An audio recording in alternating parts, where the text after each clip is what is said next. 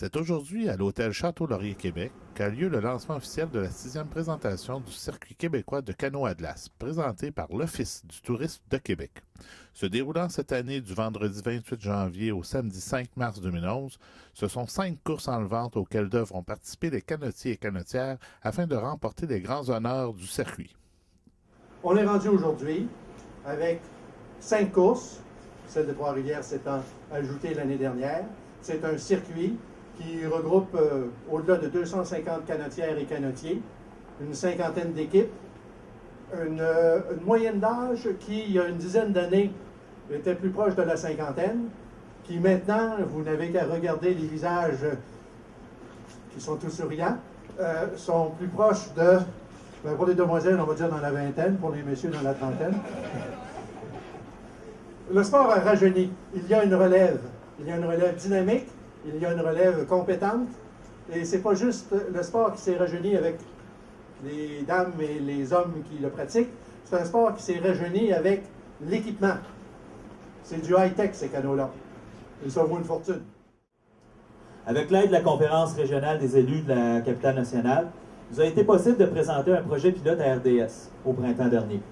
Ce projet présentait la course du Grand Défi des glaces, c'est-à-dire la finale, la 5e des courses, l'édition 2010, et démontrer à quel point le caractère spectaculaire du canot à glace est impressionnant au petit écran. Comme la vision du CQCG du circuit est de promouvoir la pratique du canot à glace et d'accroître sa visibilité, nous croyons que c'est une très belle réalisation que de télédiffuser les courses. C'est donc avec grande fierté aujourd'hui que nous annonçons qu'elles seront sur les ondes de RDS à partir du printemps prochain, c'est-à-dire à partir du 6 mars prochain. Chacune des 5 courses vont être présentées à RDS. Chacune d'elles aura son 30 minutes, divisé pendant une semaine, à question de 4 présentations. Donc, après ça, ça va suivre un nouvel épisode par semaine. À ceci, pour ajouter aussi que nous produirons avec les images obtenues un condensé de la saison qui sera en version anglophone afin d'exporter hors Québec. Donc, une fois qu'on aura cette émission, ce condensé-là, ça va être envoyé à différents diffuseurs pour essayer de les convaincre eux-mêmes, qui sait peut-être cette année même de diffuser ce condensé-là, ou au moins de les convaincre pour la saison prochaine. Le canot à glace, c'est vraiment une activité, un sport signature pour Québec, et pour le carnaval, mais pour Québec. Ça donne des images incroyables. Il s'agit de se déplacer sur les quais lors de la course en canot du carnaval, mais j'imagine que le même feeling est partout dans les autres courses. Mais celle du carnaval, entre autres, c'est une des activités les plus fréquentées où il y a plus d'assistance. Il y a énormément de gens qui y vont. C'est toujours impressionnant d'avoir les équipages affronter les glaces. C'est un champ de course qui, contrairement à une piste de Formule 1 qui est toujours la même à chaque année, c'est un champ de course qui varie en fonction de la météo, en fonction des vents, en fonction des marées.